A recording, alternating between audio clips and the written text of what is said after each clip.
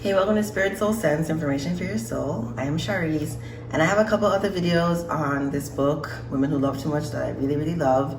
But someone asked me for like a chapter by chapter review, so I want to supply that. I'm gonna start with chapter 1 and just go through what's happening in that chapter and what I think about it. So, you know, the book, Women Who Love Too Much, I think it's just really, I'm sure there's other great books out there, but I just think this is really a good book for women who have found themselves to be in a relationship or several relationships that just, it's not working.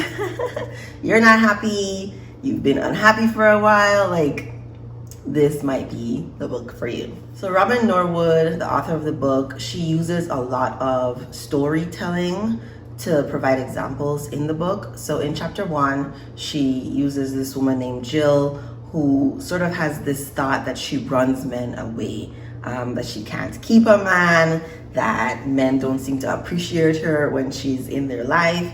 And I don't think you're going to be able to see yourself in every story, but there may be parts of some other person's story that resonates with you, such as the case with Jill. I think, crying, thinking, what is it that I'm doing wrong? You know, in my abusive relationship, I was like, I don't understand why it's not working. We love each other, but he's just so mean to me, right? Like part of the thinking is you want to help them so badly. So in this chapter 1, Robin Norwood provides the definition of what it means to love too much. But she starts off by saying what it doesn't mean. So it doesn't mean that you love too many people. It doesn't mean that you love so deeply. It doesn't mean that you fall in love often. That's not what it means to be a woman who loves too much. Loving too much really means that you are obsessed with the person and you think that the obsession is love, even when the obsession causes you to feel like negative emotions and causes you to do things and engage in behaviors that are not like good for your well-being, not good for your mental health, but you still find a hard time like letting go or walking away from this person or do something different. I was thinking about this recently because all the time, I mean, if you look across the world, women are mistreated. In a lot of places, they're like second-class citizens. In the country Turkey, they are calling it a femicide because so many women are being killed by their partners, their husbands. If you look just here in the United States, if you look at some celebrity culture, I was recently, the clip is just online. This woman named Tahiry and her partner named Vado, I think that's how you say his name. And he, on camera in front of a group of people, attempted to choke her. And, you know, when you think about, he is okay engaging in this violent act with her, with so many people, what might he be doing, like, without cameras? And that's, I think, when you can visualize what it means to be raped in a relationship, that people who are married can still engage in sexual aggression and assault across their partner. But you also have to think about this woman still being in that situation, you know, that being like a toxic, abusive relationship where she also engages in abuse, because it's usually abusive relationships takes two people. You need two toxic people to have an abusive relationship. And it's just really sad. But this book, like, I hope somebody sends Tahiry this book, because I think she has like a history of unhealthy relationships, because I think she was with Joe Budden. I mean, if you know anything about him.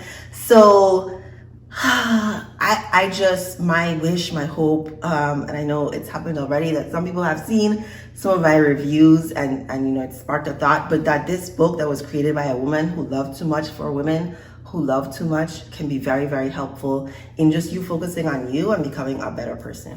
In the rest of chapter 1, Robin Norwood also goes over dysfunctional families. That's sort of a prerequisite for the creating of a woman who loves too much. She has listed a lot of different patterns. There's like 15 in all. And then at the end of chapter 1, she goes in more detail and more example of what it actually looks like for a woman in those like different patterns. So like some of her examples include like coming from a family who used drugs or having like an alcoholic parent, not getting enough nurturing at home. You know, some people have parents who are there, right? Both parents who are there, but not there in the most healthy way. And then a lot of times, a lot of women may have a mother who was jealous of them, or, you know, like saw them as a competitor for dad's love. And so this dysfunctional family can look very, very different for different people. It really just depends on your experience and your perception of what's happening. But when you're looking at things from like a now, right? Because some people have blocked out memories of their childhood. But if you look at things from now in terms of how it is for you relating to a partner, this would go into the mentality of thinking you can build a man, thinking you can fix a man, thinking if you work hard enough, if you're good enough, then he will appreciate you, see you as valuable, and change.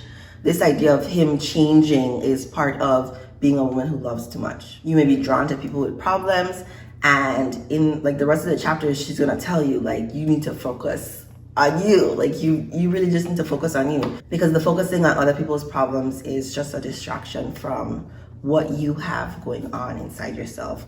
So essentially, chapter 1 lays the groundwork for why women who love too much engage in the behavior, where they learned it, you know, and what you can do to engage in more healthy patterns of behavior with other people, with the men, the partner in your life.